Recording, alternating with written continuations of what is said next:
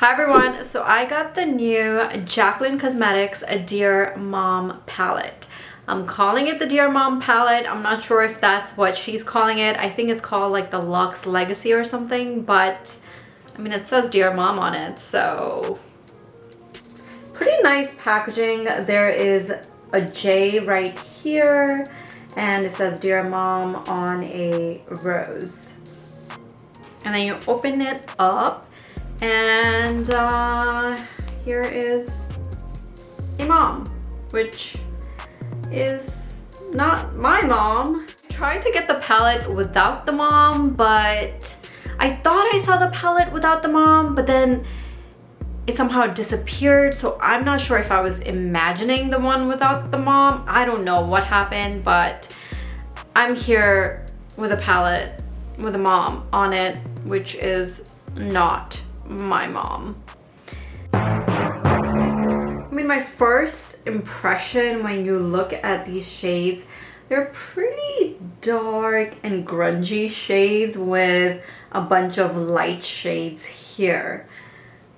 It's pretty basic palette where you have olive greens paired with the browns and a little bit of the rusty orangey colors, which a lot of palettes have that color story because those colors look nice together. The Melt Cosmetics Gemini palette, which also has a green and a little bit of the brown and the rusty oranges. Then you have that Urban Decay palette, which is more of like a lighter, brighter version of the green and the brown orangey colors. Now this palette has come out in the spring, but it's definitely not something that I can see myself wearing during springtime. I could during summery nights or like during fall. And this one is quite similar to the Tres Luce palette. I mean, I have created an olive green eyeshadow look with that one as well, and that one definitely looked a little bit more vibrant compared to the olive look that I created today from this palette. One thing that is different about this palette, what Jaclyn has done differently, is that there are some cool tone shades in here.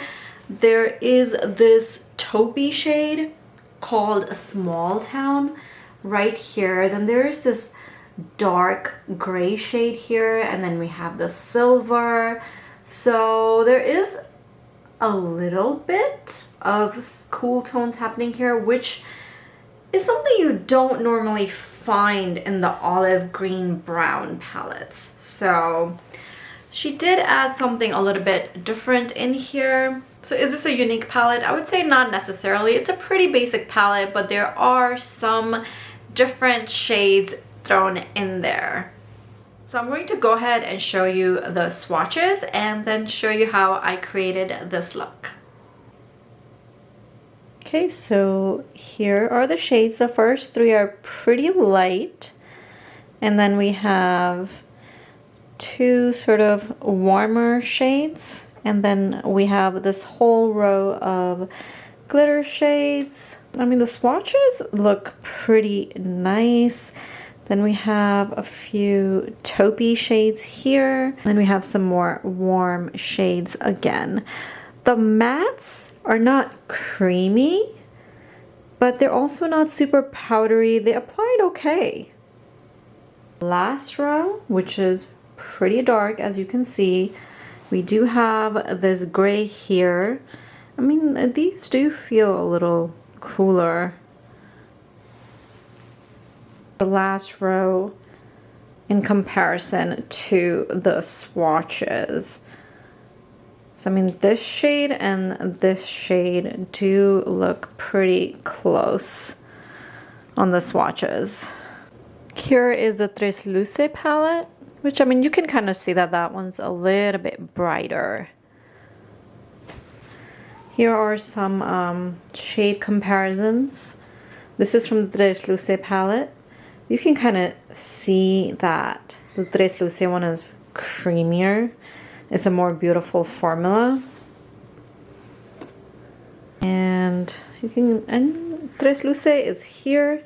It's a little bit more vibrant, but you can definitely see similarities I mean, this is a pretty basic color story, but you can just see that the Tres Luce palette formula is creamier, is bolder, is brighter, a little bit more fun compared to this, which is, it's a little more subdued. Just start off with this light shade. It's really not doing much. So I'm gonna go into the next shade, Peanty Butter.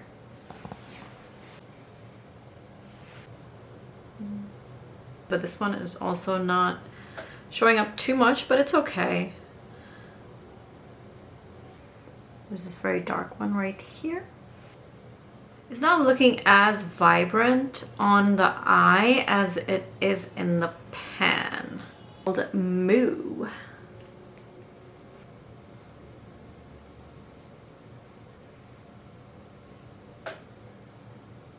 Tootsie right here. Let's work. Okay, they're subtle. It's not super vibrant. One right next to it right here. A little bit more impactful.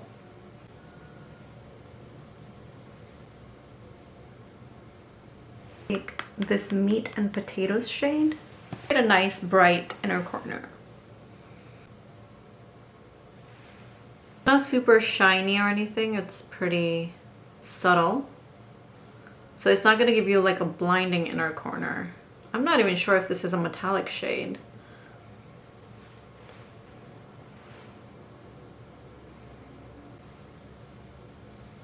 I see a little bit of patchiness here, so I'm gonna fix that.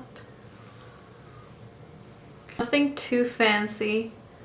Yeah, a pretty basic green, olive green eye look that you could create from other palettes. Let me finish the other eye, put on some liner and mascara, and I'll be right back.